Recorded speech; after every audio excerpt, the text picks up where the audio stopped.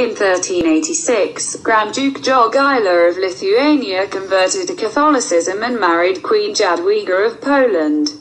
This act enabled him to become a king of Poland himself, and he ruled as Władysław II Jagiello until his death in 1434. The marriage established a personal Polish-Lithuanian union ruled by the Jagiellonian dynasty. The first in a series of formal unions was the Union of Kraków of 1385, whereby arrangements were made for the marriage of Jogaila and Jadwiga. The Polish-Lithuanian partnership brought vast areas of Ruthenia controlled by the Grand Duchy of Lithuania into Poland's sphere of influence and proved beneficial for the nationals of both countries, who coexisted and cooperated in one of the largest political entities in Europe for the next 4 centuries. In the Baltic Sea region, Poland's struggle with the Teutonic Knights continued and culminated in the Battle of Grunwald 1410, a great victory. The Union of Horodlo of 1413 further defined the evolving relationship between the Kingdom of Poland and the Grand Duchy of Lithuania. There were long discussions before signing the Union Treaty. Lithuanian magnates were afraid of losing much of their powers, since the union would make their legal status equal to that of the much more numerous Polish lower nobility. Lithuania had been increasingly on the losing side of the Muscovite-Lithuanian wars. However, and by the second half of the 16th century, it faced the threat of total defeat in the Livonian War and incorporation into Russia. The Polish nobility, the Zlota, on the other hand, were reluctant to offer help to Lithuania without receiving anything in exchange. Nevertheless, the Polish and Lithuanian elites strengthened personal bonds and had opportunities to plan their united futures during increased military cooperation in the 1560s. Sigismund II Augustus, King of Poland and Grand Duke of Lithuania, seeing the threat to Lithuania and eventually to Poland, pressed for the union, gradually gaining more followers until he felt enough support to evict landowners forcibly who opposed the transition of territory from Lithuania to Poland. A clear motivation for Sigismund was that he was the last Jagiello and had no children or brothers who could inherit the throne. Therefore, the union was an attempt to preserve the continuity of his dynasty's work since the personal, but not constitutional, union of Poland and Lithuania at the marriage of Jadwiga of Poland and Władysław II Jagiello. The union was one of the constitutional changes required to establish a formal elected monarchy, which would simultaneously reign over both domains. The Sejm met in January 1569, near the Polish town of Lublin, but did not reach an agreement. One of the points of contention was the right of Poles to settle and own land in the Grand Duchy. After most of the Lithuanian delegation under the leadership of Vilnius voivodeships Mikołaj Rudy Radziwiłł left Lublin on the 1st of March, the king announced the incorporation into the Crown of Podlasia, Volhynia and the Kiev Palatinate on the 6th of June, with wide approval from the local gentry. Bratslav and Eastern Podolia were also transferred to Poland. Those historic lands of Rus are over half of modern Ukraine and were then a substantial portion of the Grand Duchy of Lithuania's territory.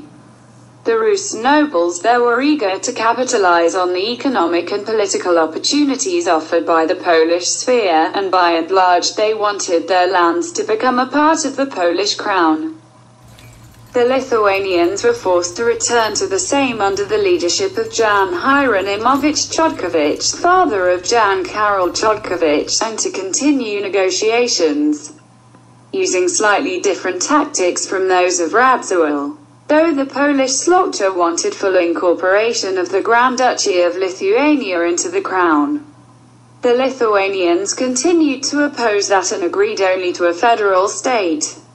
On the 28th of June 1569, the last objections were overcome, and on the 4th of July, an act was accordingly signed by the king at Lublin Castle.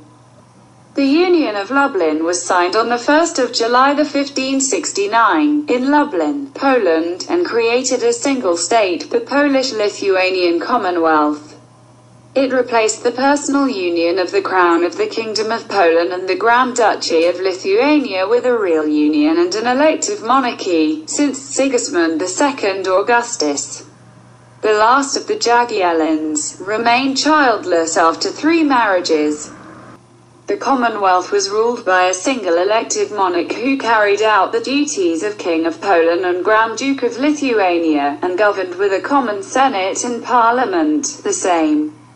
The union was an evolutionary stage in the Polish-Lithuanian alliance and personal union, necessitated also by Lithuania's dangerous position in wars with Russia, constituting a crucial event in the history of several nations. The Union of Lublin has been viewed quite differently by many historians, sometimes identified as the moment at which the Szlachta, including Lithuanians, Ruthenians, rose to the height of their power, establishing a democracy of noblemen as opposed to absolute monarchy.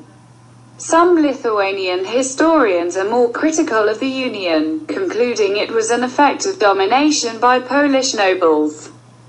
The Union of Lublin of 1569 established the Polish-Lithuanian Commonwealth, a federal state more closely unified than the earlier political arrangement between Poland and Lithuania.